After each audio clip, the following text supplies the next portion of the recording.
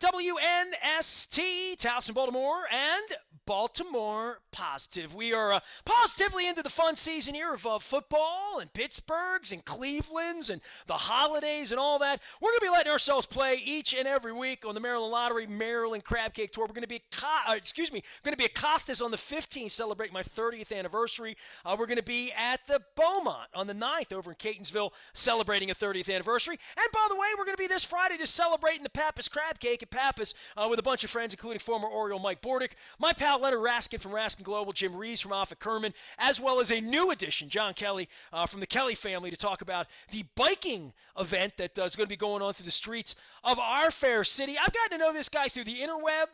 He is a lawyer and a really interesting resource on things that involve sports and law.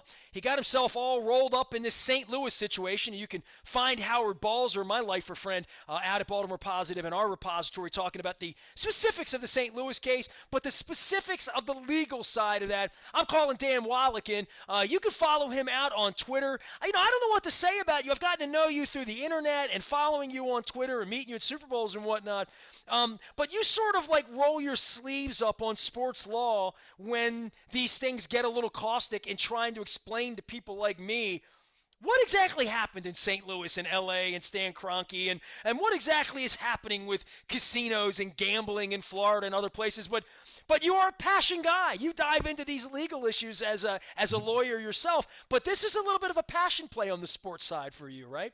Yeah, and here's why. I mean, thank you for that incredible buildup, and I love your life. You do all this celebrating at different restaurants, and you got a great life. I would love to switch with you for 1 week just to experience the roller coaster. But here's my passion play. Okay, I don't like to sort of just float on the periphery of lots of different cases and issues. I pick a couple that strike me as, wow, there's something going on here, and I burrow beneath the surface, and I devote a significant amount of legal research and analysis, like with the St. Louis case.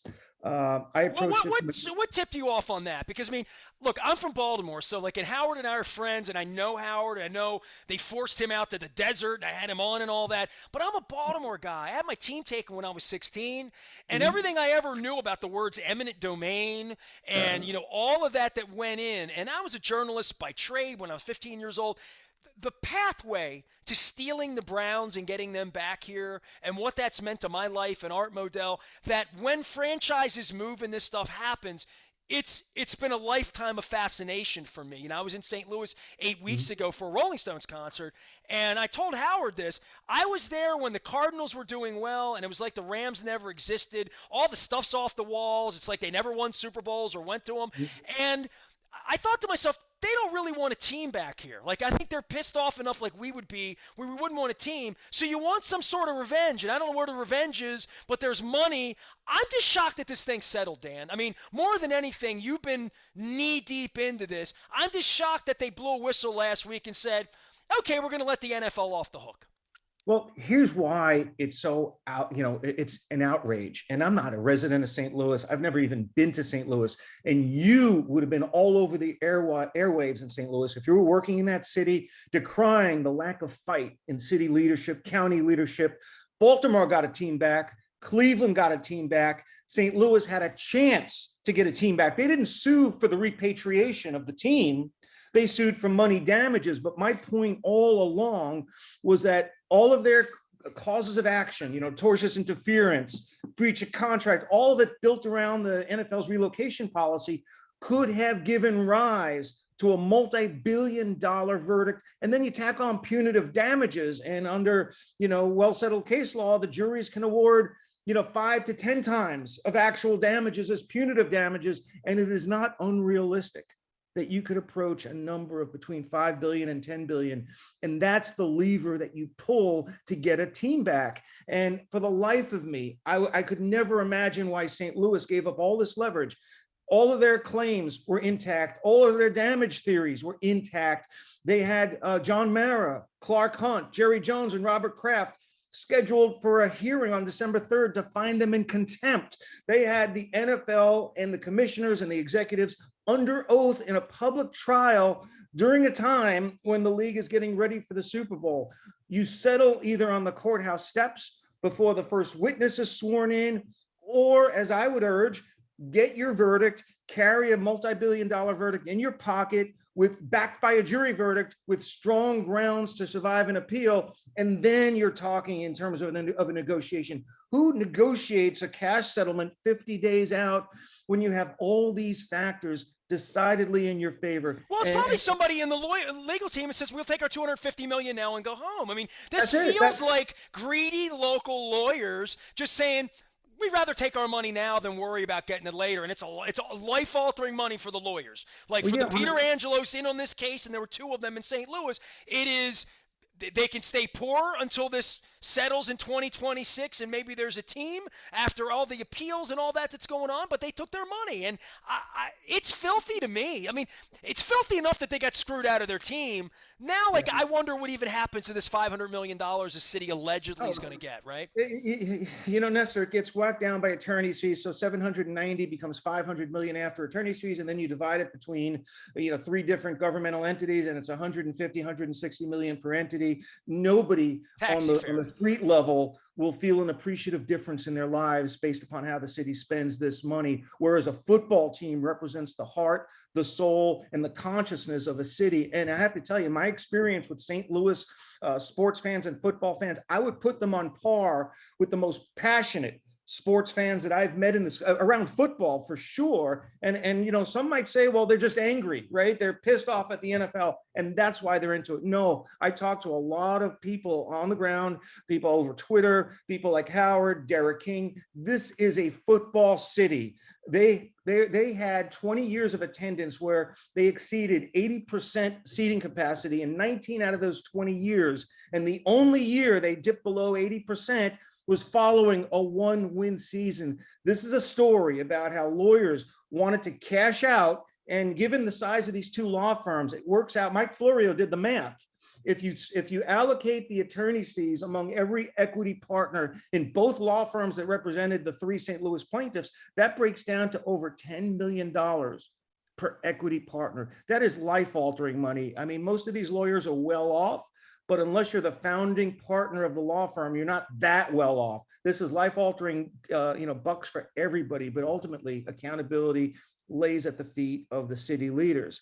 And the mayor of St. Louis, it's not lost on me that her prior job was spent as the city treasurer for 8 years. She's an accountant. She's a financial person. The money matters. She never made this about a fight for the team. She made this simply as a line item in a budget. If she had wanted to fight for the team, there was a position that the city could have been in 50 days from now, 80 days from now. Who settles following the first day of a mediation 50 days out from a trial when you're piling up points and it's a blowout and you're going before a local jury, a local judge during the Super Bowl at a time when the NFL, very well, is fearful of ever having their dirty laundry aired in public, let alone open court. This is a huge win for the NFL, right? Like, just the fact that they didn't get their pants pulled down in court when it was coming. I mean, I have grown strong contempt for those people. Like, having been in the room with them, I've been to 15 owners meetings, watching how they treat each other, watching how they treat people, watching how they treated Colin Kaepernick.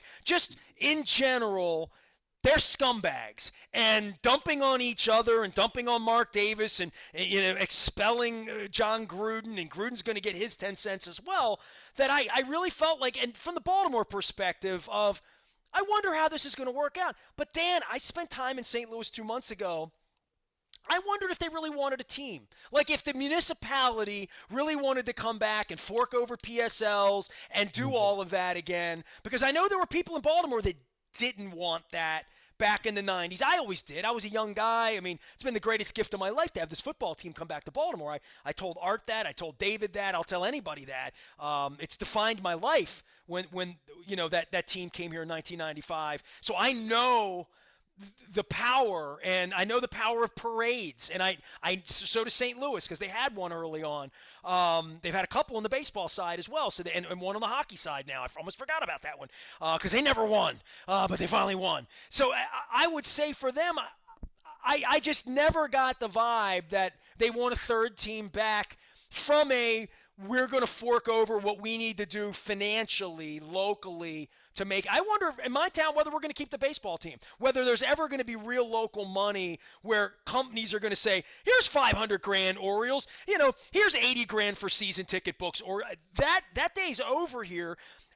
I kind of felt like in St. Louis at the end for the Rams, and with the way the league screwed them, I didn't know that they really wanted a team, but I didn't think they, to your point, they're going to walk away and take 10 cents on the dollar. I thought that was it shocked me, but understanding the greed of the lawyers, it doesn't shock me. Yeah, well, it's not 10 cents on the dollar. It's almost $1 billion, but that amount was never going to go down between now and the time when the witnesses get sworn in. That number was going to go up, and likely dramatically up, following what everyone expected to be a friendly plaintiff's verdict. And you're right in part about the lack of will to get a new team within the city. Certainly the political leadership didn't have it at all. They folded. They didn't want the fight. They took the money, they cashed out. But even within the fan base, there seemed to be overwhelming sentiment against the settlement. Yet there was division on whether it should have been more money, a team, or just to get their pound of flesh in court. See, the team sounds great until you say, all right, we got a team. They're the St. Louis Redbirds, whatever you want to call it. We're putting our tickets on sale, and here's our coach, and here's our owner, and here are the tickets. It's $245 a game. It's here you want a season ticket book? It's $7,000. Who's got a credit card? And after what happened there recently, and I think, look, it took 15 years for people here to come to grips with screw the NFL. Oh, we love the NFL. Let's give Vinny our money. Let's go see the purple team, right? I don't think that happens. I think there's a lot of bad blood in St. Louis in that way, that sending a check to anything with the shield on it, no matter who the local owner was, and they already had one local owner. That's how the thing got screwed up to begin with Kroenke. But I did have a feeling that the team might have been a bad idea. But giving up the fight was also a bad idea, unless you're trying to get reelected next year, I guess. Well, getting a team isn't necessarily begrudgingly doing business with the NFL. It represents victory. It represents basically, carrying the head of Roger Goodell on a spike, Game of Thrones style, because if you get a $2-3 billion verdict, the settlement could potentially include a waiver of the relocation fee or waiver of the franchise fee, and basically almost bestowing a team on the city as part of the settlement, along with some other, maybe non-cash and cash features. That represents a perpetual, enduring victory that should, really, that should be the prevailing sentiment. Not that, we've got to, do business with the NFL. It represents the vanquishing of the enemy. And believe me, fans would have warmed to a team. I mean, I was getting some mixed signals as well. They don't want the Chargers, for example. It has to be a brand new, freshly minted expansion team. They did a poll in St. Louis where they had the choices: money, expansion team, or the Chargers. And money won the poll, but I pointed out online that was a BS poll. I think the choices should be money or team, but there are a lot of people in St. Louis who did not want to get somebody else's hand-me-down, albeit with Justin Herbert as the franchise quarterback. So what I sensed was a lack of consensus as to what the ultimate outcome should be. But in the end, a team is the best economic option for a city because it's a lifetime of economic impact created in the surrounding neighborhoods, stores, or 19 hotels. years until Stan Kroenke decides to take your team. No, then you don't do a lease. You don't do a lease. You have a provision, a covenant not to relocate.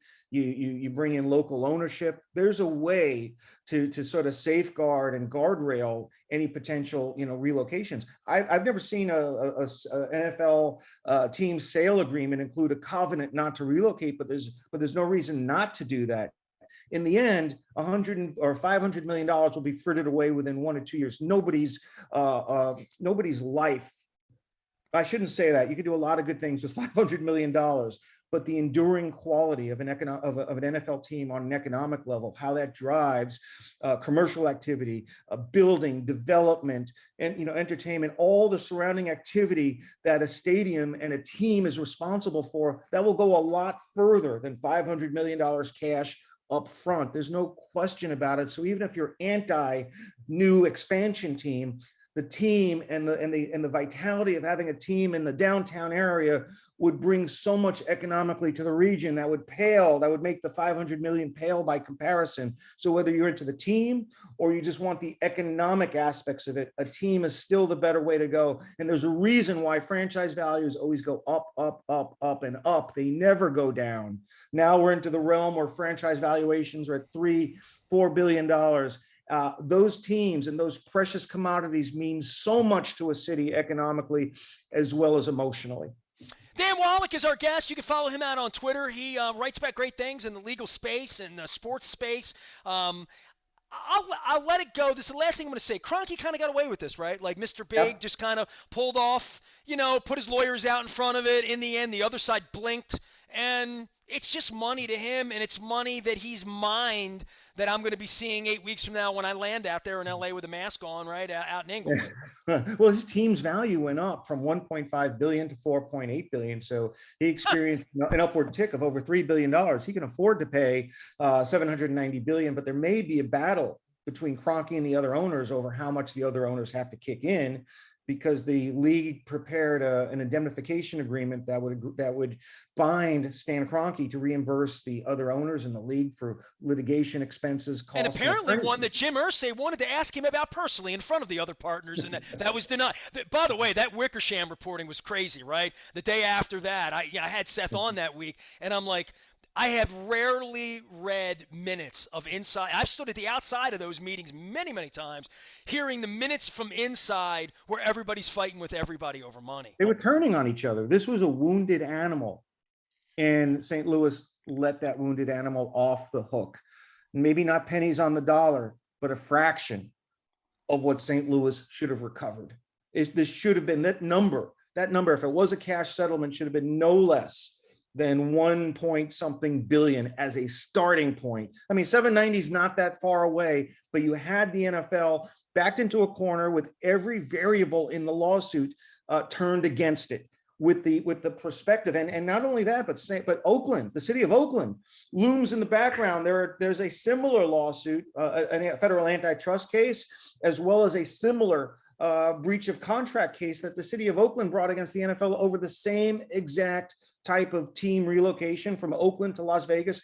Those lawsuits were dismissed, but they're on appeal, and I'm very confident that the federal cause of action, the antitrust case with treble damages, will be reversed and reinstated for trial within the next couple of months. So we'll find out how much will, stamina, and fight the city of Oakland has, because that's the next battle that the NFL will have to fight on this front. But I couldn't have imagined a better set of circumstances to defeat the NFL than what was in play in St. Louis.